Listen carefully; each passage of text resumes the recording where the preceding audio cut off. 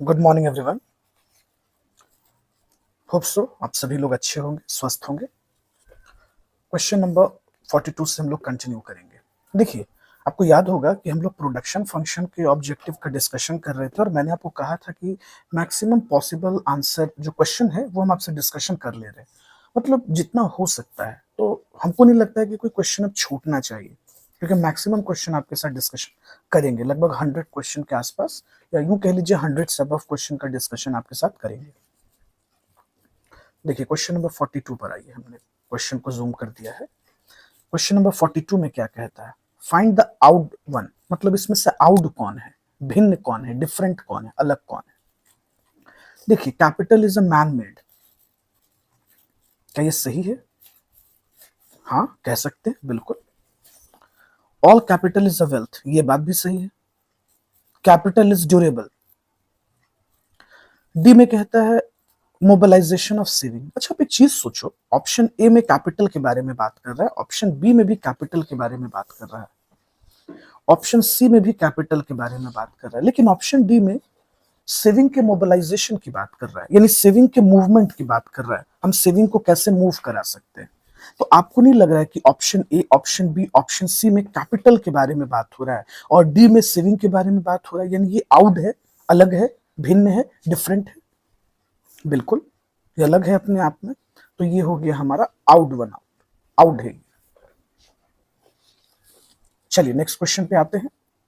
Consider the following group of item. अच्छा, ये हम लोगों को मैच कराना है। ओके, पहले रिलैक्स होकर आप एक बार क्वेश्चन पढ़ लेना। फॉलोइंग ग्रुप, फैक्ट्री बिल्डिंग है, प्लांट मशीनरी है, स्टॉक ऑफ रॉ मटेरियल है, वेजेस है। Which of these are known as working capital? सोचो जरा। देखो, स्टॉक और रॉ मटेरियल तो वर्किंग कैपिटल है, इसमें कोई डाउट नहीं। जब हम अपने मजदूर को मजदूरी देते हैं, वेजेस, लेबर को वेजेस देते हैं, तो आई थिंक सो वो भी तो, आई थिंक सो क्या वो है ही वर्किंग कैपिटल। तो ये दोनों तो वर्किंग कैपिटल में आया, जबकि वो दोनों जो है ऑप्शन वन, ऑप्शन टू, मतलब point number one, point number two working capital में नहीं आता। अब जरा देखते हैं कि ऑप्शन थ्री और फोर कहाँ रखा हुआ है। लीजिए, मिल गया बी में। बी, यानी ऑप्शन बी जो है वो वर्किंग कैपिटल को डिनोट कर रहा है। आ जाओ नेक्स्ट क्वेश्चन पे। प्रोडक्शन फंक्शन का मतलब क्या होगा? प्रोडक्शन फंक्शन किसके बीच रिलेशनशिप बताता है? फिजिकल इनपुट और फिजिकल आउटपुट के बीच। याद है मैंने क्लास में आपको कितनी बार हाईलाइट किया है कि प्रोडक्शन फंक्शन जो है वो फंक्शनल रिलेशनशिप बताता है फिजिकल इनपुट के बीच और फिजिकल आउटपुट के बीच। यानी ऑप्शन सी जो है हमारा वो राइट आंसर है। चलिए 45 पर आते हैं। 45 नंबर में क्या कह रहा है? कहता है production function is an expression of dash relation between input and output. तो प्रोडक्शन फंक्शन कैसा रिलेशनशिप बताता है? क्वांटिटेटिव रिलेशनशिप या क्वालिटेटिव रिलेशनशिप, कैसा बताता है? देखिए, प्रोडक्शन फंक्शन जो है आई थिंक सो वो क्वांटिटेटिव रिलेशनशिप बताता है। क्या बताता है? क्वांटिटेटिव रिलेशनशिप बताता है, फिजिकल इनपुट के बीच और फिजिकल आउटपुट के बीच। नेक्स्ट क्वेश्चन पे देखिए, 46 में क्या कह रहा है? Short run production function is one in which. अच्छा, ये शॉर्ट रन प्रोडक्शन फंक्शन क्या है भाई? At least one factor is fixed, या ऑल फैक्टर आर फिक्स्ड, या ऑल फैक्टर आर वेरिएबल, या at least one factor is variable. अब ये है क्या, मामला क्या है? जरा इसको समझते हैं 46 को, रिलैक्स होकर ठंडे दिमाग से। देखिए, अगर आपको याद होगा तो मैंने आपको क्लास में ये बार बार पढ़ाया था कि जो प्रोडक्शन फंक्शन है वो लॉन्ग टर्म में भी पढ़ा जाता है और शॉर्ट टर्म में भी पढ़ा जाता है। शॉर्ट टर्म में क्या होता है कि कुछ फैक्टर फिक्स्ड होंगे, अब कुछ वेरिएबल, कम से कम एक फैक्टर तो फिक्स्ड होगा ही होगा। लेकिन लॉन्ग रन में सभी फैक्टर वेरिएबल होते हैं, मतलब हम सभी फैक्टर को चेंज कर सकते हैं। समझ रहे हो आप? तो उस हिसाब से ऑप्शन ए हमारा राइट आंसर हुआ। क्यों राइट आंसर हुआ? कि भैया शॉर्ट रन प्रोडक्शन फंक्शन वो प्रोडक्शन फंक्शन है जिसमें कम से कम at least one factor is fixed. क्या है भैया?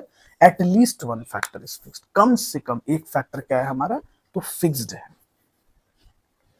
ओके, आगे चलते हैं।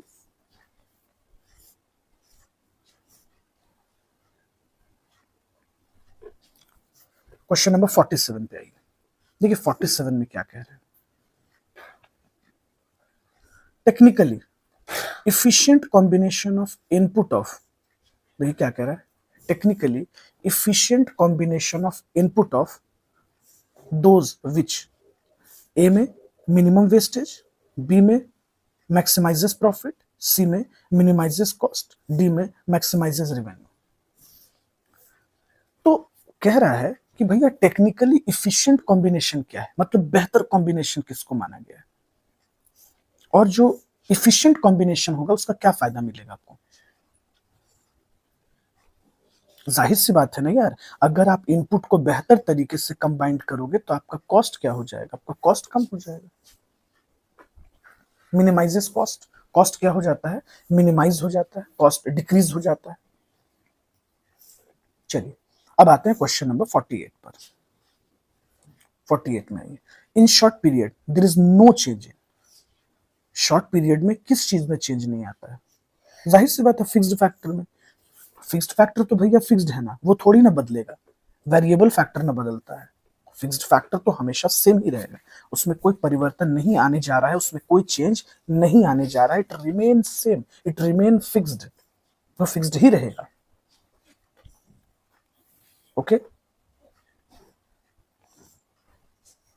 चलिए क्वेश्चन नंबर 49 पर आते हैं। कहता है in the dash period all the factor are variable, सभी फैक्टर क्या हैं, वेरिएबल है। सभी फैक्टर क्या है भैया, वेरिएबल है। तो किस पीरियड में सभी फैक्टर वेरिएबल होंगे, लॉन्ग रन में। हम लोग सब लोग जानते हैं लॉन्ग रन में सभी फैक्टर क्या हो जाएंगे, लॉन्ग रन में सभी फैक्टर वेरिएबल हो जाएंगे। चलो भैया क्वेश्चन नंबर 50 वीवीआई है, एग्जाम में ये सब क्वेश्चन पूछे जाते हैं आप थोड़ा अटेंटिव रहो। देखिए कहता है in its original for Cobb Douglas production function, आपको याद है मैंने आपको कॉप डॉगलस प्रोडक्शन फंक्शन के बारे में बताया था कि ये अमेरिकन इकोनॉमिस्ट रह चुके हैं और अमेरिकन इंडस्ट्रीज पे स्टैटिशियन और मैथमेटिशियन रह चुके हैं, सॉरी इन्होंने अमेरिकन इंडस्ट्रीज पे रिसर्च किया था, शायद आपको याद आ रहा होगा। तो देखिए इसमें क्या पूछता है, individual manufacturing firm, individual firm या whole of manufacturing firm in US, इन्होंने यूएस के मार्केट को स्टडी किया था क्योंकि ये वहीं के थे, इनका रिसर्च वहीं चल रहा था, तो इन्होंने यूएस की मैन्युफैक्चरिंग इंडस्ट्रीज पे रिसर्च किया था। राइट ऑप्शन होगा सी, या इनको जिनको नहीं पता है वो सुन लीजिए कि कॉप डॉगलस, कॉप अलग एक है और डॉगलस अलग है, इन दोनों ने एक थ्योरी दी कॉप डॉगलस प्रोडक्शन फंक्शन, और ये इन दोनों ने अमेरिकन मैन्युफैक्चरिंग इंडस्ट्रीज को स्टडी किया था कि प्रोडक्शन बढ़ाने के लिए लेबर और कैपिटल कितना कितना बढ़ाना होगा।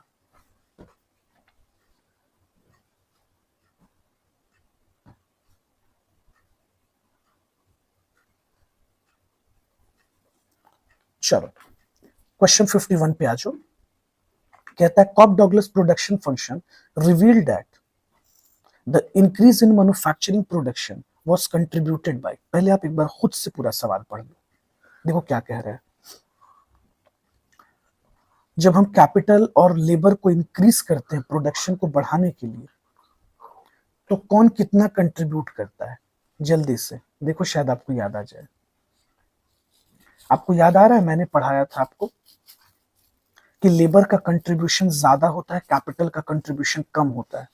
लेबर 3/4 कंट्रीब्यूट करता है और कैपिटल से सिर्फ 1/4 होता है, तो राइट ऑप्शन बी हो जाएगा, सॉरी ए हो जाएगा। चलिए जिनको नहीं पता है ना वो ध्यान से सुनिए, मैं समझा रहा हूं। देखिए कॉप डॉगलस ने जब अमेरिकन इंडस्ट्रीज पे रिसर्च किया, मैन्युफैक्चरिंग इंडस्ट्रीज पे, तो उन्होंने एंटरप्रेन्योर्स को यह बताया कि अगर आप प्रोडक्शन इंक्रीज करना चाहते हैं तो जाहिर सी बात है आप लेबर बढ़ाओगे और कैपिटल बढ़ाओगे। तो जब आप लेबर और कैपिटल इंक्रीज करते हो तो लेबर के बढ़ाने से प्रोडक्शन 3/4 इंक्रीज कर जाता है और कैपिटल के बढ़ाने से सिर्फ 1/4। इसीलिए जहां कैपिटल की जरूरत है आप कैपिटल पे फोकस करना, इसीलिए ऑप्शन ए राइट आंसर होगा 3/4 and 1/4।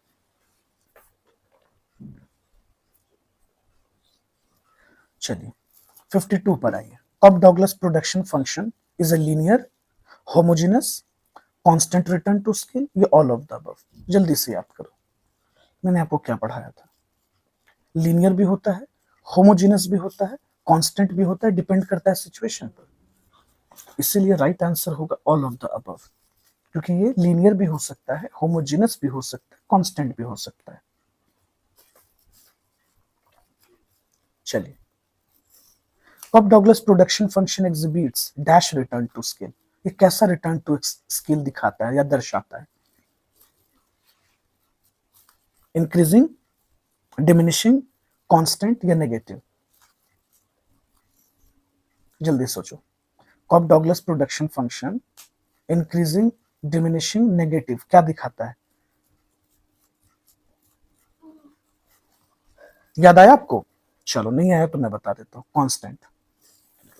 Kock Douglas production function जो है वो कांस्टेंट रिटर्न टू स्केल को ज्यादा प्रेजेंट करता है, constant return to scale, CRS. CRS. चलो 54 नंबर क्वेश्चन को स्किप करो, वो आपके काम का नहीं है। चलिए क्वेश्चन नंबर 55, आप पहले खुद पढ़ लीजिए। शॉर्ट पीरियड और लॉन्ग पीरियड में क्या डिफरेंस है, आप पहले खुद पढ़ो फिर मैं बताऊंगा। मैं बताऊंगा, पहले आप खुद पढ़ लीजिए एक बार।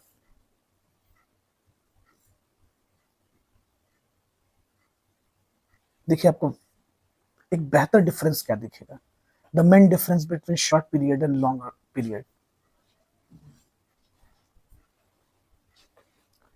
देखिए in short run at least one input is fixed,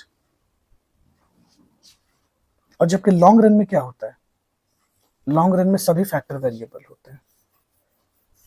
तो राइट आंसर क्या है? बी। चलिए क्वेश्चन नंबर 56 पर आइए। ये कहता है law variable proportion is always, आपको याद है लॉ वेरिएबल प्रोपोर्शन हमेशा शॉर्ट रन में पढ़ा जाता है, इसीलिए तो वहां रिटर्न टू फैक्टर आता है, स्केल नहीं आता है। रिटर्न टू फैक्टर हम पढ़ते हैं, increasing return two factor, decreasing return two factor, negative return two factor. Law variable proportion हमेशा किस पीरियड में पढ़े जाते हैं? हमेशा शॉर्ट पीरियड में पढ़े जाते हैं। किसमें पढ़े जाते हैं? Short period.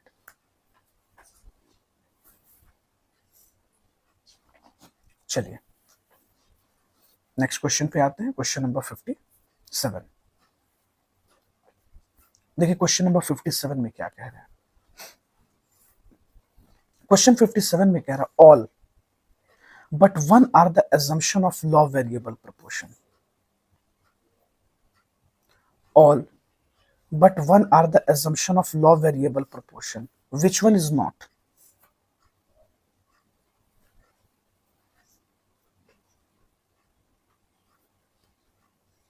चलिए जल्दी से, Which one is not? इसमें से कौन सा assumption नहीं है? तो आपको मिलेगा कि लॉन्ग रन जो है, सॉरी, जो लॉ वेरिएबल प्रोपोर्शन है वो लॉन्ग रन में अप्लाइज नहीं होता।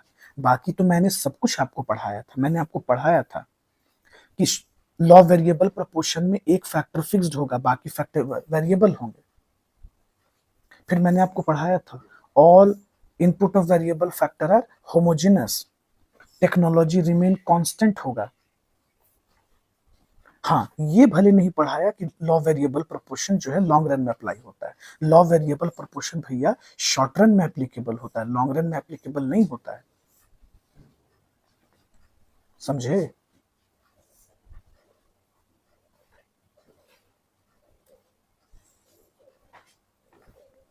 अरे बोलो, क्लियर हुई बातें?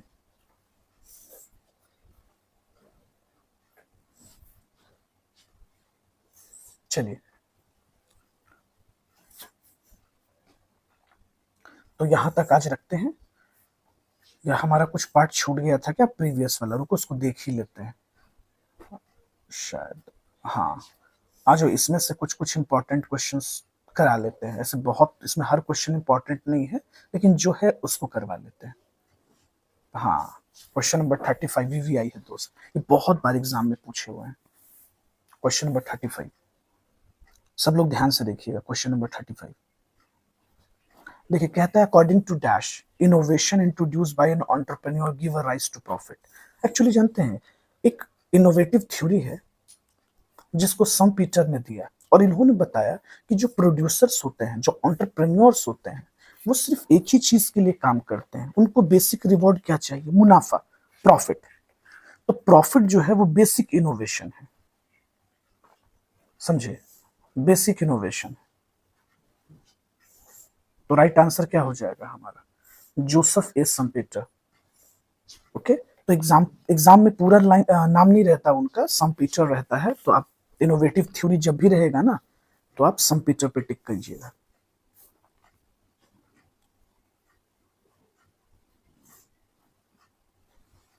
देखिए 33 नंबर क्वेश्चन देखिए, the risk which can be anticipated and can be insured against are called. किस तरह के रिस्क को हम एंटिसिपेट कर पाते हैं? Insurable risk. देखिए, हर रिस्क को इंश्योर नहीं किया जा सकता है, एश्योरेंस की जाती है। लाइफ का इंश्योरेंस नहीं होता है, लाइफ का हमेशा एश्योरेंस होता है। इस बात को आप समझते हैं? क्योंकि जिंदगी अगर किसी की चली गई ना, तो दोबारा वापस नहीं लाया जा सकता है, इसलिए लाइफ का एश्योरेंस होता है, समझिएगा, इंश्योरेंस नहीं होता है। तो रिस्क उसी चीज का कवर किया जाता है जो एंटिसिपेटेड है और इंश्योर्ड है, तो insurable risk, simple.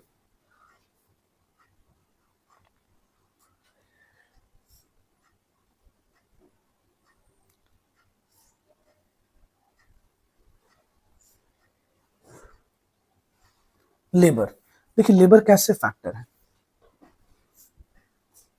Human factor, perishable, inseparable from labourer, या ऑल? राइट आंसर होगा all, all of the above. फिर देखिए, dash can not be stored, land, labour, capital, both A and B. किसको store नहीं किया जा सकता? जल्दी बताइए।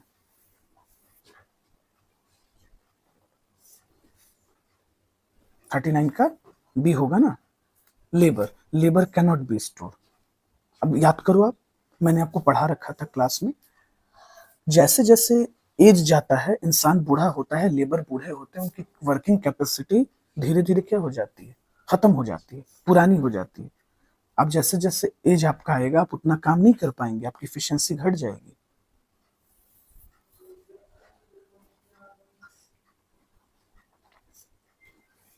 चलिए 40 पे आते हैं। Capital debt can be used for several purpose और by the several industries is called. Working capital, social capital, floating capital, human capital. तो फ्लोटिंग कैपिटल, समझे? इस तरह के कैपिटल को हम क्या बोलते हैं? फ्लोटिंग कैपिटल बोलते हैं।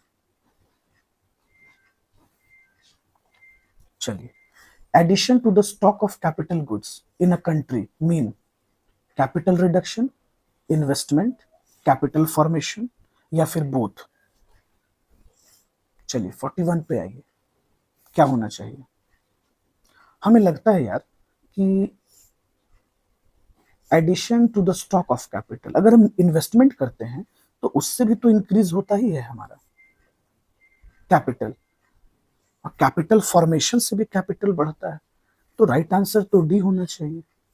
हाँ बिल्कुल, डी होना चाहिए, क्योंकि इस दोनों एक्टिविटीज से हमारे कैपिटल का स्टॉक बढ़ता चला जाता है। चलिए, तो ये सब कुछ इंपॉर्टेंट क्वेश्चंस थे, बाकी जो इंपॉर्टेंट नहीं है उसको मैंने इग्नोर कर दिया। ओके, चलिए, थैंक यू एवरीवन।